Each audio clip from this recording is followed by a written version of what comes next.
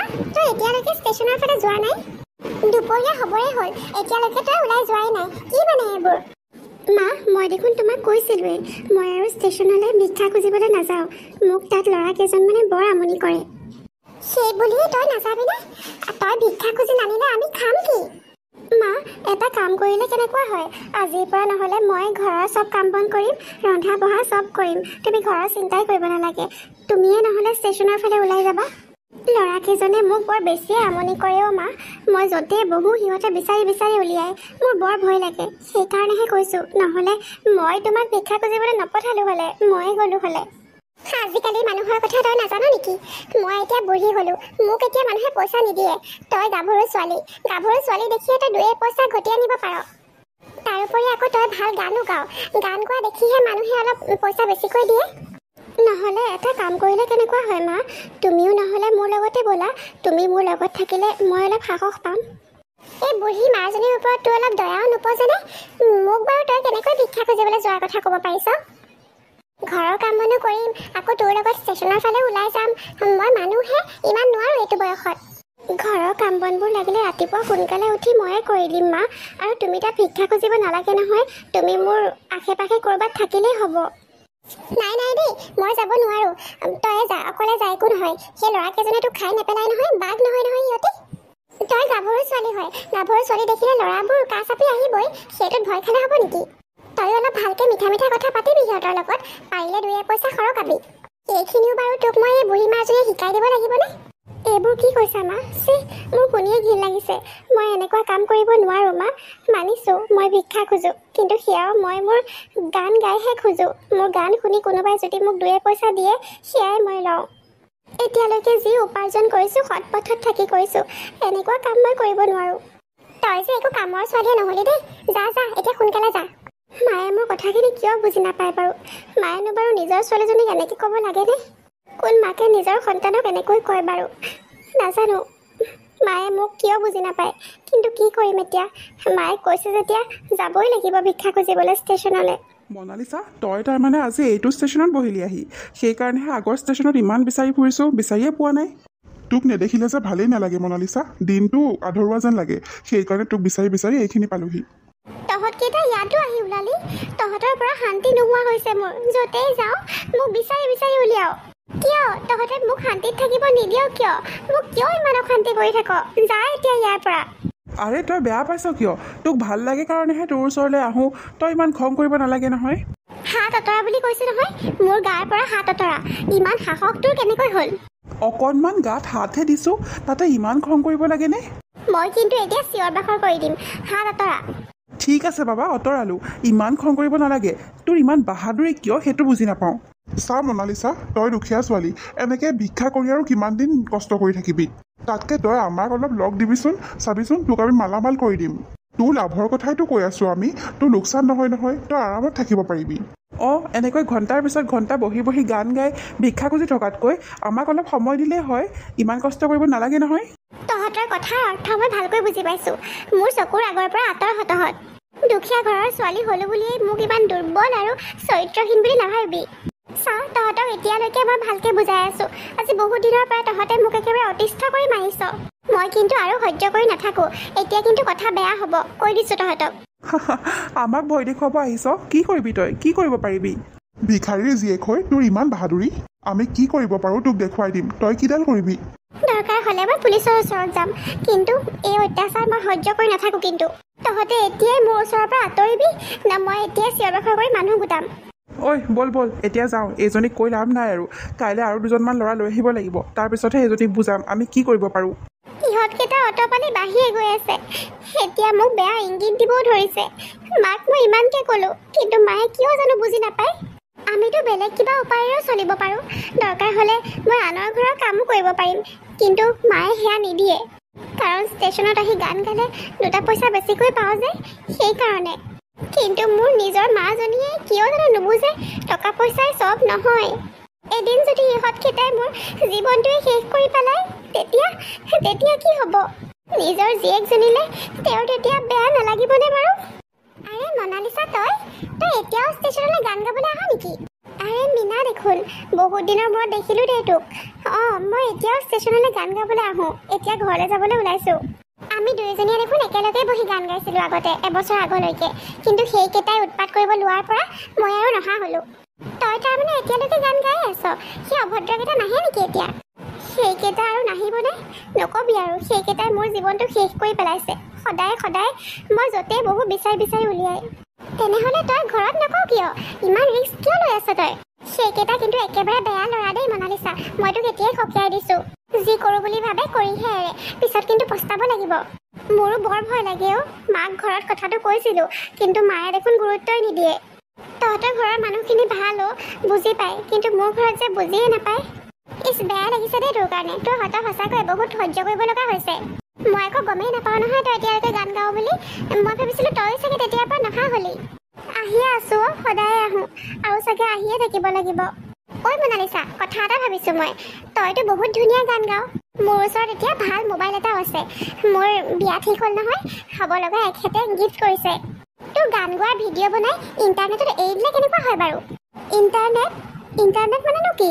আৰু তাত এৰিলে কি হ'ব মানে? মই বুজি পোৱা নাই। তই দেখোন একেবাৰে আকৰ্ষণীয় হৈ আছ। হ'ব তই বুজিব নালাগে, মই ভিডিঅ' বনাই এৰি দিম বাৰু। তেতিয়া বহুত মানুহে চাব, গম পাইছনে? তোক বহুতে চিনি পাব আৰু বহুত প্ৰশংসা কৰিব। হয় নেকি? মই হ'লে সেইবোৰ বুজি নাপাওঁ ইমানকে। যি কৰিব মন যায় কৰিবি আৰু, মোৰ একো আপত্তি নাই। ঠিক আছে তেনেহ'লে, এতিয়া ধুনীয়াকৈ গান এটা গাচোন তই, মই ভিডিঅ' বনাম। অঁ এতিয়াই এইখিনিতে গামনে? অঁ এতিয়াই গা, এইখিনিতে। ভাল কামত পলম কৰি থাকি লাভ নাই, গা গা। সেইদিনাই মীনাই মনালিছাৰ গান গোৱাৰ ভিডিঅ' বনাই ছ'চিয়েল মিডিয়াত এৰি দিলে। এজন দুজনকৈ বহুকেইজন মানুহেই মনালিছাৰ ভিডিঅ' চালে। ঐ তহঁতে সেই ভাইৰেল ছোৱালীজনীৰ কথা গম পাৱনে বাৰু? ষ্টেচনত যে গান গায়, ভিডিঅ' এটা বৰ ভাইৰেল হৈছে। অঁ ময়ো দেখিছিলোঁ কালি, লাইক কৰিছোঁ, কমেণ্টো কৰিছোঁ, বৰ ভাল লাগিলে গানটো শুনি। মনালিছা নে কি জানো নামটো আছিলে, সেইজনীৰ কথা কৈছ নি বাৰু? গান যে গায়? অঁ তাইৰ কথাই কৈছোঁ, বৰ ধুনীয়া গান গায় ন? অঁ ষ্টেচনত গান গায়, বৰ দুখীয়া ঘৰৰ ছোৱালী। ক'তো চাগে শিকাও নাই নহয়, নিজে নিজে গায়, তথাপিও ইমান ভালকৈ গায়। মইহে নাই দেখা তাৰমানে। কোনোবা এটাই মোলৈ শ্বেয়াৰ কৰিবিচোন, ময়ো চাম। অঁ কৰিম, ময়ে শ্বেয়াৰ কৰি দিম তোলৈ, লাইক কৰিবি। এনেকুৱা দুখীয়া ঘৰৰ ছোৱালী আগবাঢ়ি যোৱাত অলপ হেল্প কৰিলে আমাৰ ভাল লাগিব। অঁ কৰিবিচোন, ময়ো মোৰ বেলেগ ফ্ৰেণ্ডছবোৰলৈ শ্বেয়াৰ কৰি দিম। এনেকৈয়ে লাহে লাহে মনালিছাৰ ভিডিঅ'টো বহুত মানুহে চাবলৈ ধৰিলে আৰু সকলোৱে ভাল পালে। আৰে মীনা দেখোন, তই আমাৰ ঘৰত। আহা ভিতৰলৈ আহচোন। এই ৰচোন মনালিছা, ডাঙৰ কথা এটা ক'বলৈ আছে তোক। কি কথানো কচোন? আৰে কালি যে তোৰ ভিডিঅ'টো বনাই এৰিছিলোঁ মই, নকবি আৰু, ইমান ভাল ভাল কমেণ্টছ আহিছে নহয়, আৰু বহুত মানুহে চাইছে। মোৰ এতিয়ালৈকে এটা ভিডিঅ' ইমান মানুহে চোৱা নাই। তই দেখোন একেবাৰে ভাইৰেল হৈ গ'লি। ভাইৰেল মানেনো কি? ভাইৰেল জ্বৰ হোৱাহে শুনিছিলোঁ। সেই এজনী আকৰিজনী, তই মানে বহুত মানুহে তোক চিনি পাইছে এতিয়া, বাহ দিছে, বহুত ভাল পাইছে। হয় নেকি? জানো পাই, এইবোৰ হ'লে মই বুজি নাপাওঁ ইমানকে। কি হ'ল? মই শুনি আছিলোঁ সেইখিনিৰ পৰা। মীনা তই কি ভিডিঅ' বনোৱাৰ কথা কৈছ? অঁ বৰমা ভালে আছে? ভিডিঅ' মানে হেৰি, আপোনালোকৰ মনালিছাৰ ভিডিঅ'। কালি তাই গান গাই থকা ভিডিঅ' এটা মই বনাইছিলোঁ নহয়, মানে ফেচবুকত এৰি দিছিলোঁ। বহুতে চাইছে নহয়, বৰ ভাল পাইছে। মোক নুসুধাকে তই এইবোৰ কাম কিয় কৰিলি মনালিছা? মইনো কি কৰিলোঁ মা? একেবাৰে তই একো গমেই নাপাওঁ। তই গম নোপোৱাকৈ তাই ভিডিঅ' বনালে তোৰ? গম পাইছিলোঁ, মীনাইতো মোক সুধিয়ে ভিডিঅ' বনাইছিলে, কিন্তু মইতো সেইবোৰ একো ভালকৈ বুজি নাপাওঁ। কিয় মা, মই কিবা ভুল কাম কৰিলোঁ নেকি? ভুল মানে বহুত ডাঙৰ ভুল কৰিলি তই। আজিলৈকে মই তোক মোবাইল এটাও দিয়া নাই, আনৰ মোবাইল চুবলৈও নিদিওঁ মই তোক। তই আকৌ এতিয়া বেলেগৰ মোবাইলত ভিডিঅ' বনাই এৰি দিলি। আৰে বৰমা, আপুনি তাই কিমান গালি পাৰিছে কিয়? তাই দেখোন বুজিয়ে নাপায়। মইহে ভিডিঅ' বনালোঁ, আৰু সেইটোতো মই একো বেয়া কাম কৰা নাই। মনালিছাই সঁচাকৈ বহুত ধুনীয়া গান গায়, আৰু সেইকাৰণেহে মই বনালোঁ, আৰু চবে ভাল বুলিয়ে কৈছে, কোনেওতো বেয়া বুলি কোৱা নাই। আপুনি ভালে পাব লাগিছিল। চা মীনা, এইবোৰ যাতে আৰু কেতিয়াও নকৰ, মই কৈ দিছোঁ তোক। মই এইবোৰ একেবাৰে ভাল নাপাওঁ। আমাৰ মনালিছাৰ ভিডিঅ' চিডিঅ' যাতে আৰু ক'তো নেদেখা নাপাওঁ মই। ঠিক আছে বাৰু বৰমা, আৰু নবনাওঁ আগলৈ, কিন্তু যিটো বনালোঁ সেইটোতো দিয়ে দিলোঁ, আৰু চবে দেখিলেই, সেইটো আৰু একো উপায় নাই এতিয়া কৰিবলৈ। কাম নাইকিয়া চব এই চব। ঐ মনালিছা, তোৰ মাজনী এনেকুৱা কিয় ইমান খং কৰি থাকে? নাজানো মীনা, তেওঁ বহুত খং কৰে, কিন্তু মোৰ ভালৰ কাৰণেই কৰে চাগে। ঐ মীনা কচোন, মই কিবা ভুল কাম কৰিলোঁ নেকি? ভিডিঅ' বনাই ইণ্টাৰনেটত এৰিলে বেয়া নেকি বাৰু? হে নহয়, কিমান মানুহে এনেকৈ বনাই আছে, বহুতেতো বেয়া বেয়া ভিডিঅ' বনাই টকা ঘটি আছে। তইতো একো বেয়া কাম কৰা নাই, ইমান ধুনীয়া গান গাওঁ, সেইকাৰণেহে মই ভিডিঅ'টো বনালোঁ। আৰু চবেই জাননে বৰ ভাল পাইছে তোৰ ভিডিঅ' চাই। আজিকালিনো কোনে ভিডিঅ' নবনায় বাৰু, চবেই বনায়। তই একো বেয়া কাম কৰা নাই, সেইবোৰ চিন্তা নকৰিবি। আৰু মইহে বনাইছোঁ, তইতো একো কৰা নাই। বৰমাই যে অলপ বেছিয়ে কৰে, ইমাননো কিয় শাসন কৰিব লাগে বাৰু? ইমানেই যদি তোৰ কাৰণে চিন্তা কৰে, তেনেহ'লে ষ্টেচনলৈনো কিয় পঠায় গান গাবলৈ সেই অভদ্ৰকেইটাৰ ওচৰলৈ?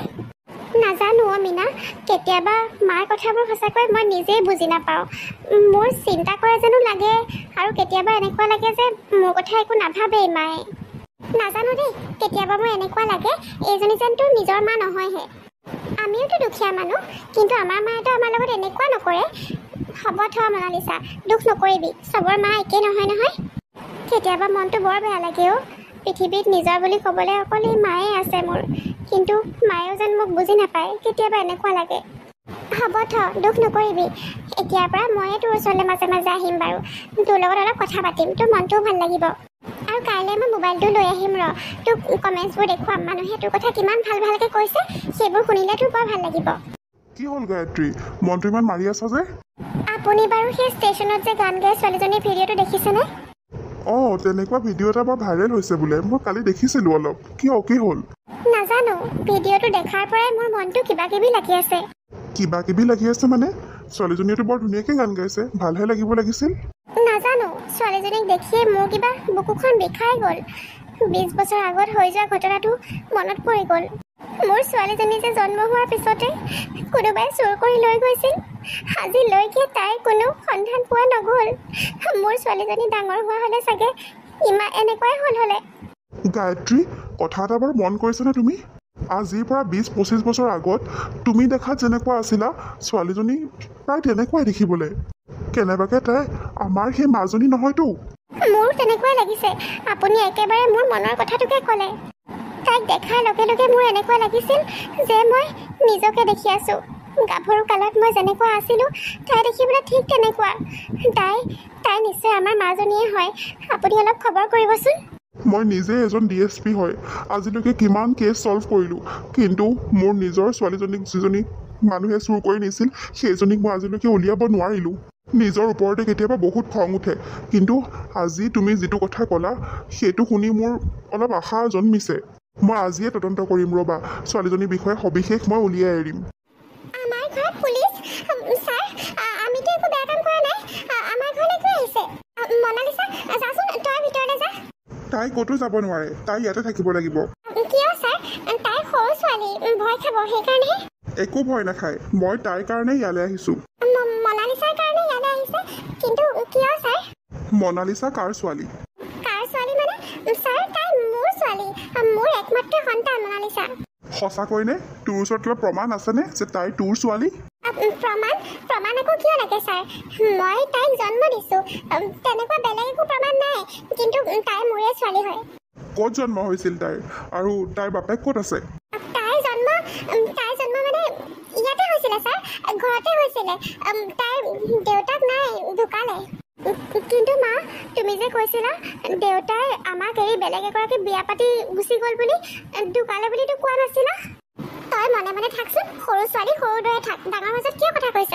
ছাৰ, আপুনি ইয়াৰ পৰা গুচি যাওক। মনালিছাৰ বিষয়ে ক'ব লগা একো কথাই নাই, তাই মোৰ ছোৱালী হয়। ইয়াত আপোনাৰ ক'ব লগা কিবা আছে বুলি মই নাভাবোঁ। তোৰ চেহেৰাটো এতিয়া মোৰ ভালকৈ মনত পৰিছে। হস্পিটেলৰ পৰা যিদিনা মোৰ ছোৱালী চুৰ হৈছিল, সেইদিনা CCTV কেমেৰাত মানুহ এগৰাকী ভিডিঅ' দেখিছিলোঁ, সেইজনী তই আছিলি। আমাৰ সকলোৰে তোৰ ওপৰতে সন্দেহ হৈছিল, কিন্তু তেতিয়াৰ পৰা তোক ইমান বিচাৰি ফুৰিছোঁ, কিন্তু বিচাৰি পোৱা নাছিলোঁ। তই যে ইমান দূৰৰ এখন ইমান ভিতৰুৱা ঠাইত সোমাই আছ, সেইটোতো আমি গম পোৱা নাছিলোঁ। ছাৰ, আপুনি এইবোৰ কি কৈছে? মই একো বুজিয়ে পোৱা নাই। এতিয়া আৰু এক্টিং কৰি থাকিব নালাগে। মই তোক ভালকৈয়ে চিনি পাইছোঁ। তেতিয়া মাত্ৰ তোৰ চুলি পকা নাছিল, আৰু এতিয়া চুলি পকিছে, বাকী চেহেৰা একেই আছে। তই ভালে ভালে সঁচা কথা কৈ দে, নহ'লে কিন্তু দিগদাৰ আছে। মনালিছা কোন হয়? আমাৰ 20 বছৰ আগতে হেৰাই যোৱা ছোৱালীজনীয়ে মনালিছা নহয়নে? ক'ত পলাবলৈ চেষ্টা কৰিছ? একো লাভ নাই, ঘূৰি আহ। তোৰ ঘৰৰ চাৰিওফালে পুলিচে ঘেৰা কৰি আছে, তই ক'তো পলাই যাব নোৱাৰ। মনালিছা, তই এইবোৰ কথা নুশুনিবি, এইবোৰ চব মিছা কথা। তই তাৰমানে এতিয়ালৈকে তোৰ নিজৰ দুখ মানি লোৱা নাই। মই তোক বাৰে বাৰে কৈ আছোঁ, সঁচা কথা কৈ দে এতিয়াই। নহ'লে পুলিচৰ মাৰ কেনেকুৱা হয় গম পাৱেই নহয়। সঁচা কথা নিজে নিজে ওলাই যাব। নাই নাই ছাৰ, মোক মোক নামাৰিব। মই সঁচা কথা কৈ আছোঁ। হয় ছাৰ, আপুনি ঠিকেই ধৰিছে। 20 বছৰ আগত হেৰাই যোৱা আপোনাৰ সেই ছোৱালীজনী মনালিছাই আছিলে। কি?